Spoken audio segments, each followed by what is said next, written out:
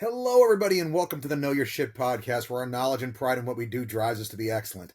My name is Josh Cadillac, and once again, you're stuck with me in the driver's seat for today's show as we learn how to stop chasing paychecks and learn to start building a business that we can be proud of. And we do this, we learn this by talking to some of the most successful people in business from all sorts of businesses to figure out how they do what they do. We're going to figure out exactly just how much these guys know their shit. We have a great show for you today because we have a great guest, Mr. Marcel Clarke. Marcel, thanks so much for being with us. Hey, thanks for having me on your show, Josh. I love the title. Thank you, my friend. So, Marcel, why don't you tell everybody what it is you do? Well, I'm a generational entrepreneur, real estate developer, cryptocurrency investor, stock market architect. So I'm a little bit of everything. It's in my DNA at this point. Some of my most recent ventures, I just closed a three unit deal with Marco's Pizza. They're moving on out here in the East Coast, so I'm close to the Washington D.C. area. So we just were able to ink a deal. I've always owned a couple of different businesses. I own a commercial cleaning company in Washington D.C. and I own a real estate development company based out of Virginia. So we do a whole lot of buy and holds, but right now we're kind of moving into land development. So my hands are a little into a lot of different things. I'm an author, right? So I wrote a book, Yep. and I have my own YouTube channel too. So it's a lot out there, man. But the latter Yeah. two are just kind of like my hobbies, though. My So, my focus is always business. where'd your start come from, Marcel? How'd you get your start? I started young. My dad was an entrepreneur, so watching him at a young age was pretty impactful.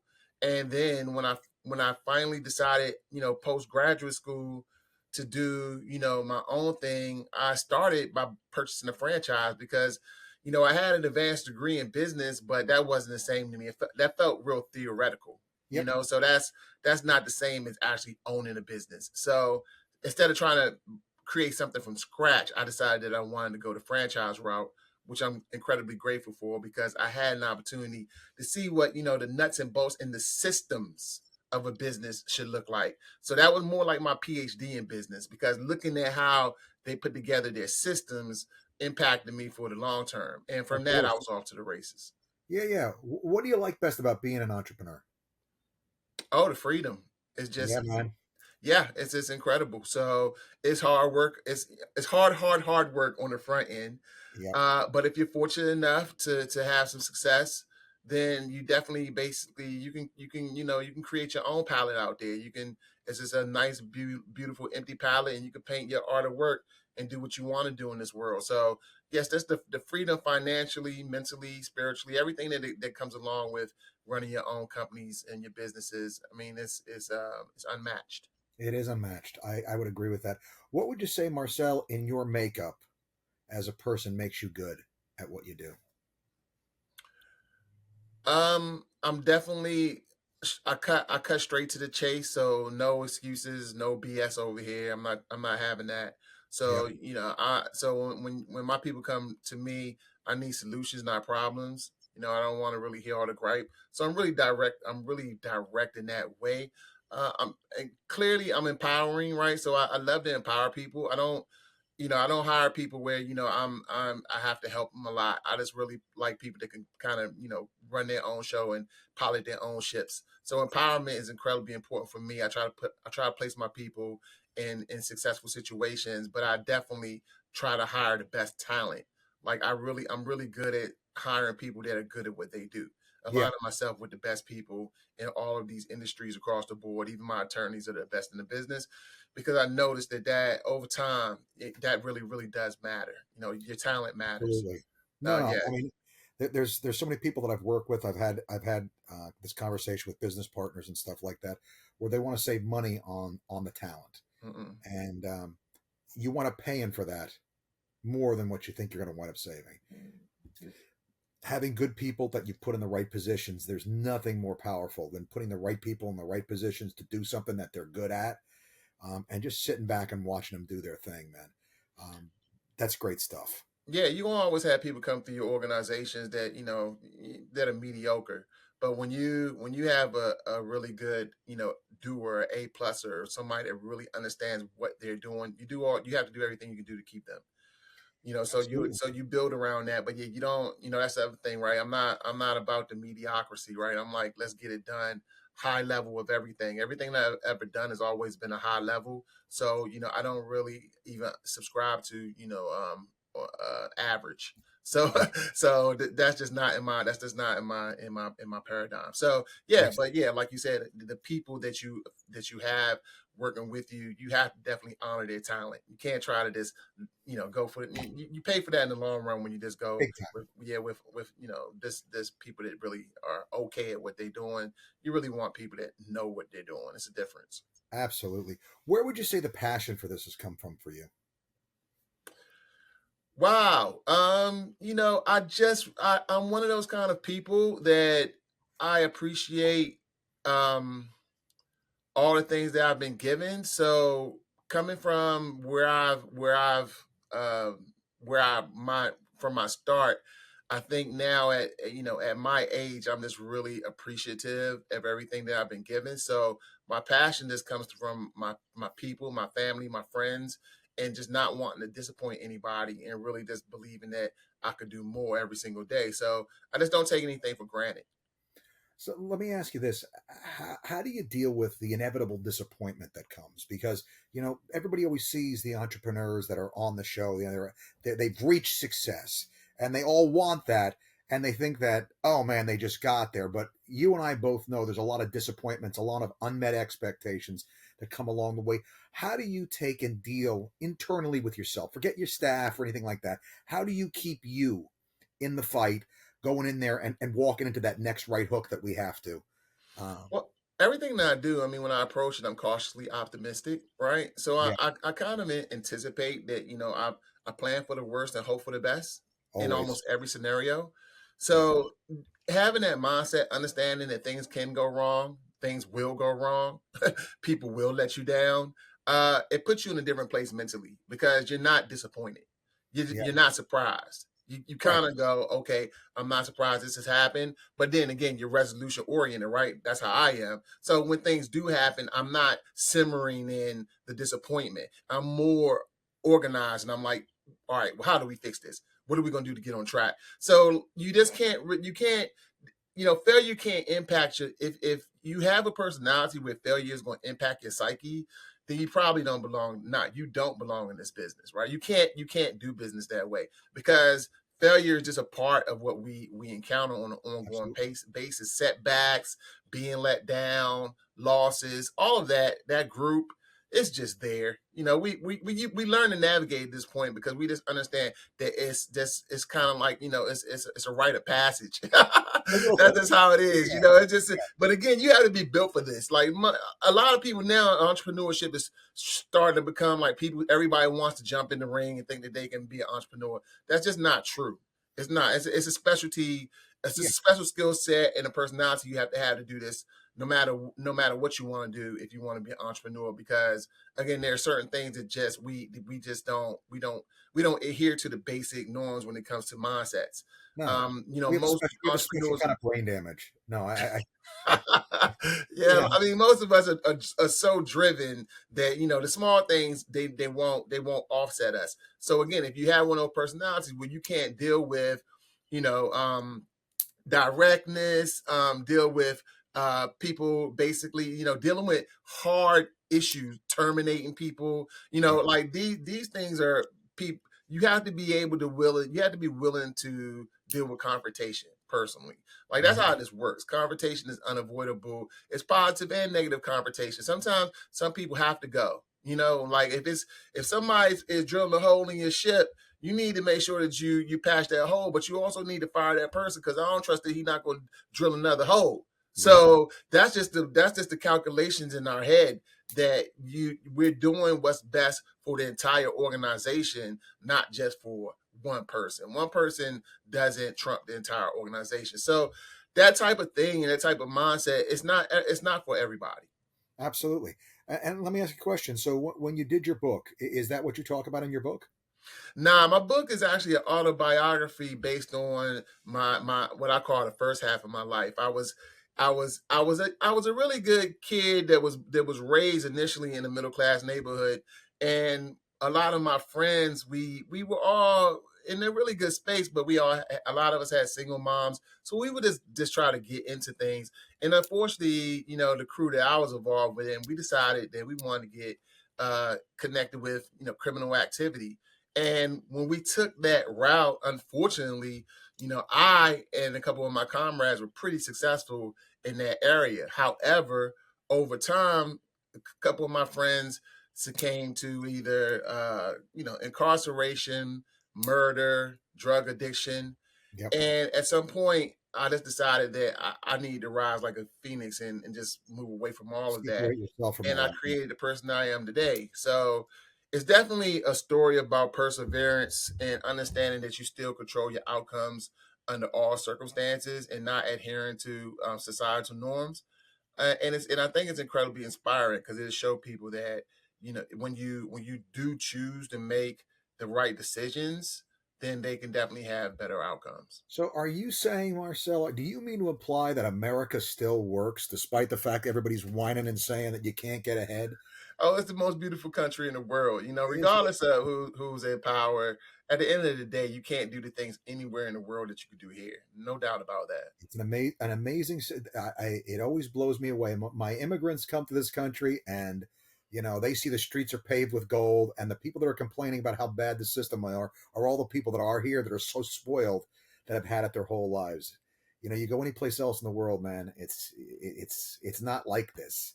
You don't have that upward mobility. It's a wonderful thing. You can just make the right choices, and things start to go. Well, as your story illuminates. You start making the right choices, you do the right things, and you can get there. Oh yeah, man, we steeped in opportunities here. I mean, like you said, a lot of people. But you hit the nail on the head. It's spoiled, right? When you're Sure. born in America, you're used to all these extra things that we feel entitled to, and all these incredible freedoms.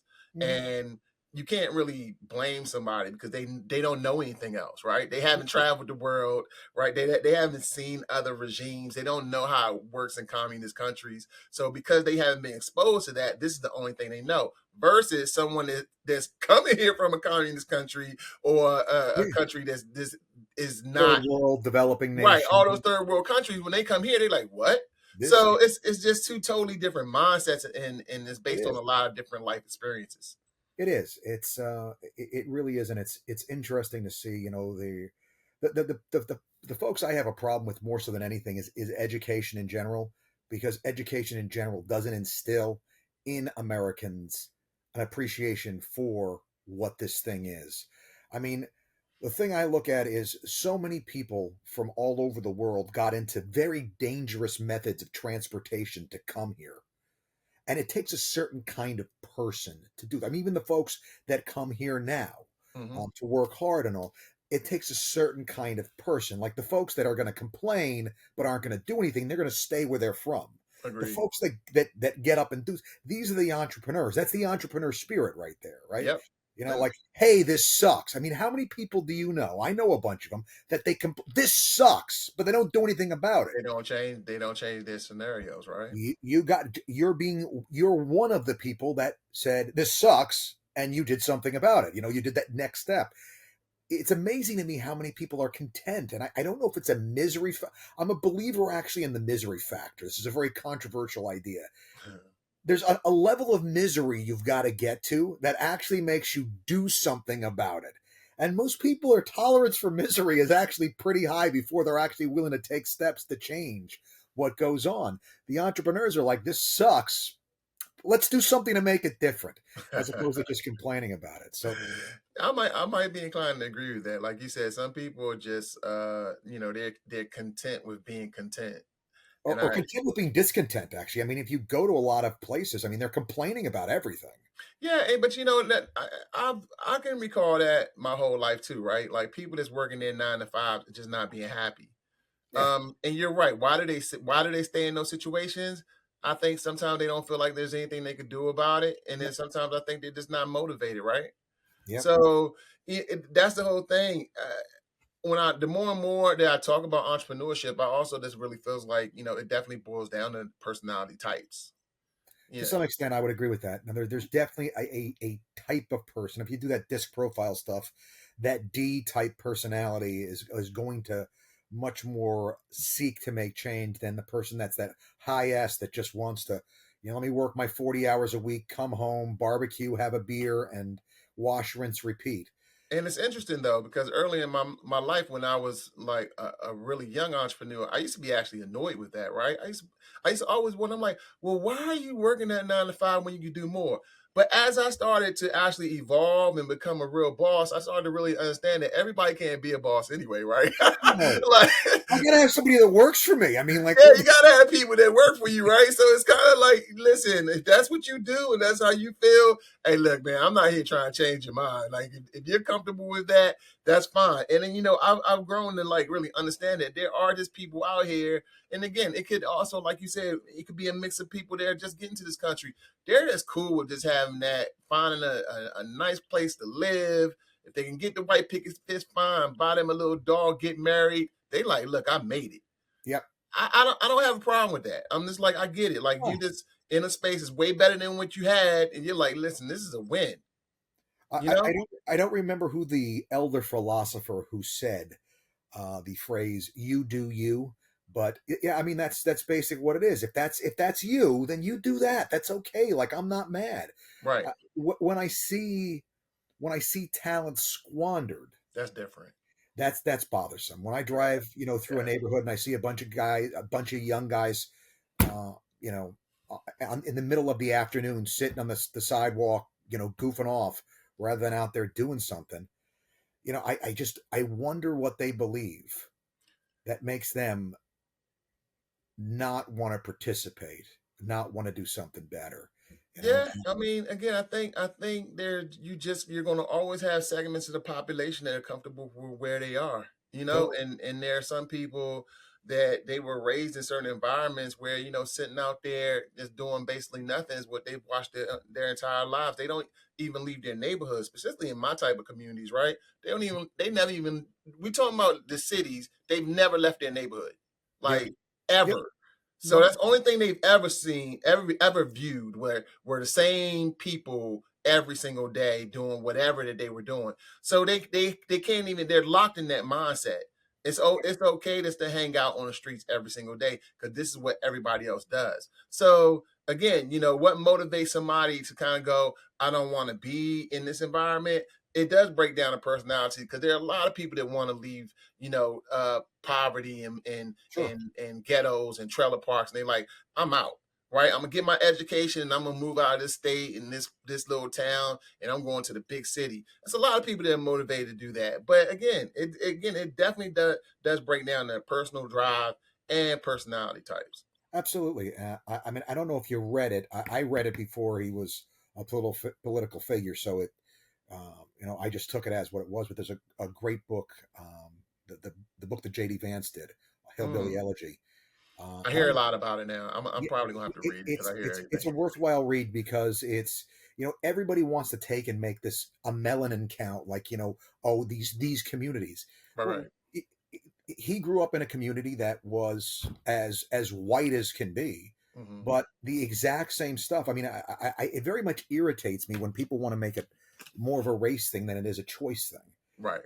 And all of his friends, the same thing you just said about your friends, same thing.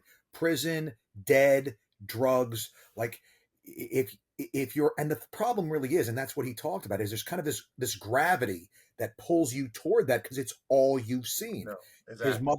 mother and heroin had a heroin problem, and like all the stuff that went pills and then eventually heroin, and like all of this. If that's what you see, you think it's normal. Yep. And so finding that place to get out of that, to give people that hope to get out of it so they can find, because I mean you had to find it within you, I had to find it within me. When my dad died, like I had to go figure out how it was going to get out of me what I needed, how I was going to get out of me something different than I'd seen so far. Hmm. um Figuring out how to take it, I mean, when it comes to helping people, that to me seems to be the secret sauce. Like, how do I say or tell you or show you that thing that you need to see to help you realize that you're capable of far more than maybe what you've seen to this point? Yeah, and that's why I totally believe in mentorship too, because I mean Mm, there are a lot of kids out there that really just don't really see their level of skill and talent. Yeah. So they are helped when someone says, "No, you have it in you. Let me show you a couple of things that I see in you that you can probably focus on that'll get you to where you need to go." It definitely helps because it piggybacks on what you were saying. If somebody's always just been surrounded by a certain type of person and people, and a lot of times in those environments, those people aren't telling you good things. They're Yep. most likely trying to keep you down and hold you in that same little hole. But you have somebody that comes along and goes, "Nah, you could be way more than that. I can see it in you." It matters. It It can be a matters. game changer. No, it can really be. You can change lives. Hmm. I mean, at the end of the day, I don't know that there's a better use of time than trying to take and make other people's lives better because you were here living yours. And as a matter of fact, I think if you have any level of success in entrepreneurship, it's a you are commanded to pay it forward. Yeah, morally responsible. Yeah, it's the way this works. You just because so many people helped me get to Yeah, where I am, and it's like you said, I hate to get I hate to get held down by color because most of the people yeah, that really helped me out were white. To be yeah. quite honest with you, to be quite honest with you, I had a lot of mentors, right? But I mean, like when it really came to like making it happen, they were my. That's why I have friends of all colors right now because I think that whole race thing, diverse thing, all that's just kind of meant to kind of divide us. That's my I point. agree. Like they just want the division there, and there's certain factions of a society that love that. They want to feed on differences. But again, you open with it. The United States of America is a melting pot. That's it. Ever since I've been here, right? I've always had Chinatown, Little Italy. We had ghettos. We got the regular city. That's across America, right? That's every city across America. So I mean, we always have been a big melting pot of all kinds of people. So when people try to focus on differences and you from here and there, it's nonsense. It's a waste Because of time. like you open with, when it's all said and done, everybody comes here because this is the greatest country on earth. Period, hands down. Yep. It's not even debate. So if you want to see, this is a movie. I'm not going to lie. There were man tears shed in the making in the watching of this movie.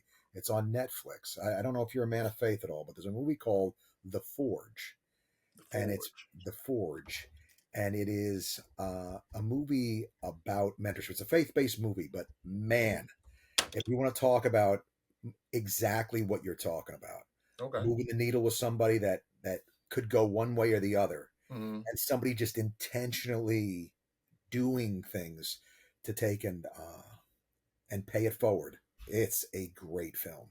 I'll watch it. Yeah, I love it. you'll enjoy it, man.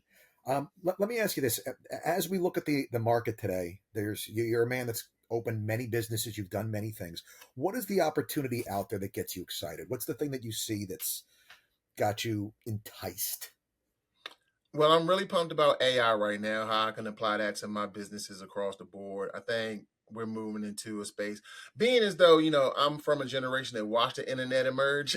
Yeah. It's very interesting now to watch AI emerge as well. And I Mhm. really believe, just like Bill Gates said, that now I think systems and computers will be doing the work and humans will basically be navigating those systems. So to see how we can make sure that, we are getting maximum productivity out of AI across all of our platforms, it matters. Even from creating a website now, you really, honestly, you don't even really need anybody. You just need to plug and play, say a couple of things. It could come up with your entire script for your website, all the visuals. You probably Yeah. just need an IT person to get it online. But it's incredible how AI is just basically starting to substitute a lot of different things.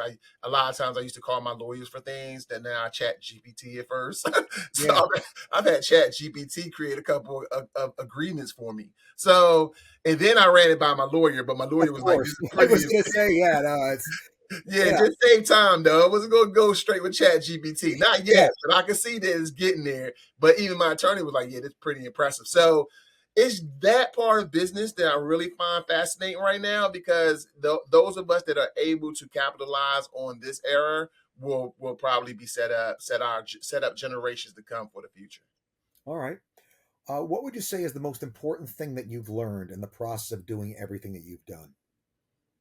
It's all about systems and people, All right. right? That start I had with the franchise was perfect because everything that they did was streamlined very well. So customer relations, employee relations, what CRM are they on? Yep. All of these things are they uniformed? What are they driving? So everything that relates to a system should be very, very consistent. You shouldn't be starting over every day. Like when you're building a system, it should be streamlined. So systems are everything because again, with the technology, they just keep your business organized and streamlined. And then secondly, it's all about people. It's all about people. I agree with that. I just had a phone call yesterday. I won't spend more than a half an hour on the phone with the guy. He was a good friend of mine, and he worked for us for a while, and then he went to Chick-fil-A. And you want to talk about a company that has systems and I mean buy-in, I mean the buy-in they get from their people. I mean, it is the Chick-fil-A. They salute that sign on the way in the door kind of thing, man. They are hardcore. But I mean, it's impressive that you can build Yes. an organization not only that committed, but that large that stays committed. It's one thing to do when it's a small operation, but as it scales out. So yeah, those franchises that are able to successfully duplicate and replicate what they have, man, it's a super impressive skill set. It's incredibly impressive. I think what makes it challenging is just because you own a franchise, that doesn't mean it's going to be a successful No, franchise. So you still have to have that leadership mindset, and you definitely have to be able to understand these concepts and implement these concepts. So implementation. Yeah, again, for those individuals out there that were like me, that kind of like, okay, I want to own a business, but I just don't know exactly where to start. I think franchises are perfect.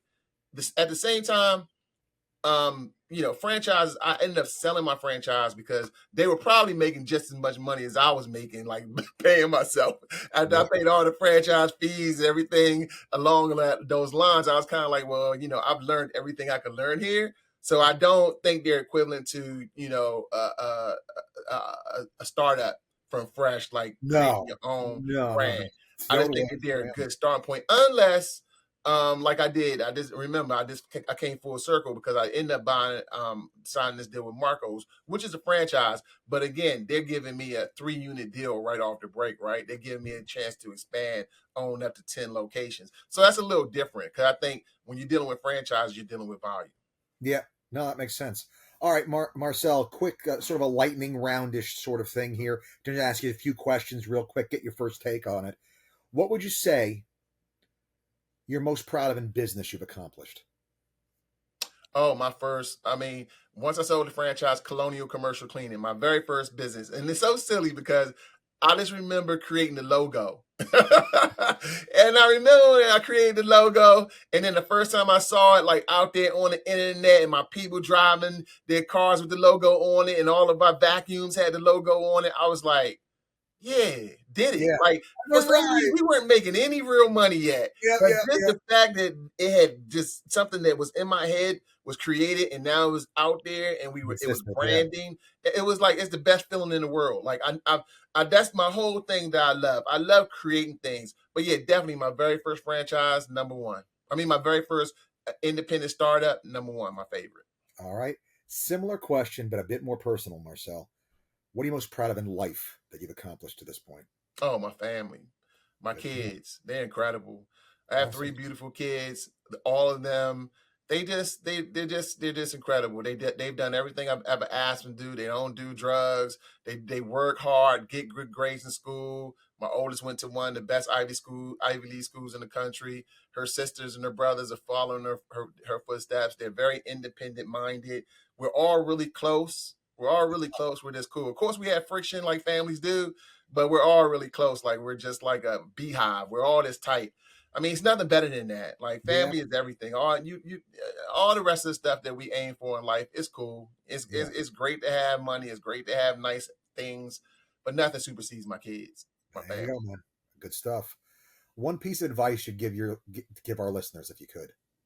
Always believe in yourself. Don't ever let anybody take that away from you. Every last one of us, God's given all of us a skill set. You just have to find it. You have to believe in it. The things that you do and you love, follow that. Like whatever you wake up in the morning wishing that you could do, start moving towards doing it because that's what you were here for. Like do this basically. Just make sure that you maximize whatever skill that you've been given, but don't ever let anybody tell you that you can't do it. All right. Good stuff. What one book would you recommend? My besides favorite yours? book. My favorite book right now, Seven Habits of Highly Effective People. It's a great book. By the Yeah, way, Stephen Covey. That book changed my life back in college. That's the number one read for me yeah, forever. my father gave me that when I was a kid. I read it, and I was like, one of the few books that I actually like page read. I listen to a lot of my books now, but Uh, what's the name of your book, by the way, Marcel? I don't think we actually covered that. oh, it's called Hiding in Plain View Hiding in Plain View. All by right. Marcel Clarke. It's everywhere. Just plug it into Google and it'll come right up. Favorite movie of all time, Marcel? Rocky 2. Which one's the one with Apollo Creed? Oh, one and two are Three. Apollo. It's three. It's three. Rocky Three. 3. I love that one because because Apollo Creed. Who Mr. Mr. T. T played? Mr. T played somebody, Yeah, but yeah. Clubber that Lang. character took Rocky's crown, and now Rocky had to come back and get his crown. That's That's my kind of story right there. Like it's not about when you up there; it's about what happens when it gets taken. Do you have the strength to come back and get it back? And that's why that's probably my favorite movie. yeah. Now, one of my is actually the last Rocky Balboa. I Oh, think. that one was good too. Because Yeah. we none of us thought he could pull that off, but that was a really good spin on Rocky. Oh Yeah, my gosh! Especially the lines that the announcers are using. This is elder abuse. Is this is this Rocky's last hurrah or his last supper? I mean, they're like, he yeah. just made it to the first round, and he's sitting there, and he's just taking the beating, and he keeps coming. I love. Classic Rocky, man. That's. I think as a kid, he inspired me the most, and that's crazy, right? Yeah, How a movie can inspire you the most. Because I could really relate to that. Like he wasn't going to lay down no matter what the world said to him. that's right, man. That if you can ignite that fire inside of you, boy, you're It's dangerous. over. You're a dangerous person. That's right. Famous person in history you'd want to meet if you could, Marcel. JFK or MLK, one of the Okay. two. One of the K's. Yeah, Gotcha. one of the K's. They lived in extraordinary times, and they did some really extraordinary things. And I think both of them knew that their lives were on the line. Yep. I know neither one of them ever felt like they were totally safe because they were really really pushing the envelope at that period in time. So Mhm. yeah, just to meet people with that level of courage to put their life on the line for their country all day. Absolutely. No, no. Both of them interesting guys. The Reflections in a Birmingham jail, one of the best things you could ever read. Very, very interesting. What person would you want to sit down with and have lunch with today from your past if you could? A personal person that I knew. A person, anybody, a family member, a mentor, whatever, somebody that's not either not around or you lost track of or they're dead or whatever. Somebody from your life that you'd want to sit down with and have lunch with today if you could. I probably choose my friend Nathan Peake. Okay. He was my guy. I talk about him in the book. He was really a good big brother to me when I was younger. He gave me a lot of guidance. Always tried to do what was in my best interest. He was a real true friend, and we kind of fell out. So if it was anybody I could sit down with and talk to over a cup of coffee or a great lunch, it would probably be him. That's awesome, man. That's awesome. I hope you get a chance to do that someday. Hopefully too. I agree with that. All right. One piece of advice you'd go back and give a younger version of you. I would say control that attitude, boy. Yeah. Control that attitude. It has gotten me in a lot of things when I was younger, man. Just control that attitude, calm down. Everything's gonna be okay. Don't let your emotions control you. And that's very important. So yeah, just kind of calm it down, Marcel. It's gonna be okay. All right. If you had a pick, who would you choose to have in a foxhole with you? Oh wow. I'm Sylvester Stallone in it up now. I'm going with Rambo, bro. Rambo wasn't messing around. Yeah, Rambo with you good, like Yeah. I'm rolling with Rambo, man. Let's go. Like I All know right. he had my back. Yeah, that's probably true. What do you do to unwind, Marcel? I try my best to hit the gym. That keeps a lot of stress off of me. I love traveling. That's a big thing. Yeah, man. If I can get out there and play golf, I love to do that. I like to play poker with the fellas, high stake pokers, Texas Hold'em with my All crew. A lot of different things. I love live events, definitely sports events, basketball. Just getting out there in public and just seeing the world and seeing people. I love any kind of live event. So a lot of those right. things I do just kind of like just unwind. I definitely don't work on the weekends. So try to cut it off. I might have to. Sometimes I can't get away from it, but Right. my overall policy is, when we get to Fridays, it's a wrap. Yeah, I just try Right. to Saturday and Sunday is totally reset. Love it. I agree. When we can, we do. If we can get that time off is so important. You got to recharge. Yeah. Last question I have for you, Marcel. Where can people find you? Find your book, find out more about what's going on, and just get some more Marcel. Oh, the best place to find me is Marcel, Marcel, last name Clarke, CLARKE.co. So my people couldn't get the .com people, but they got the .co. So marcelclarke.co. That's my website. Everything's on there. All of my companies, all my latest ventures, the book link, everything. My podcast is on there, YouTube channel. Everything's all in one nice place for you guys. So just look me up. All right, Marcel, thanks so much for hanging out with us and for the chat. It was really great getting to know you better, man, and sharing a little bit about. Thank you for sharing your wisdom with us. Hey, I appreciate you having me on, Josh. This is a great show. And like I said, that title was a killer, man. So I know you're going to have a lot of success and wishing you the best of everything moving forward, man. Thank you so much. And I want to thank our listeners for hanging out with us, spending their time. As I always tell you guys, there's never a good excuse not to know your shit. Till next time.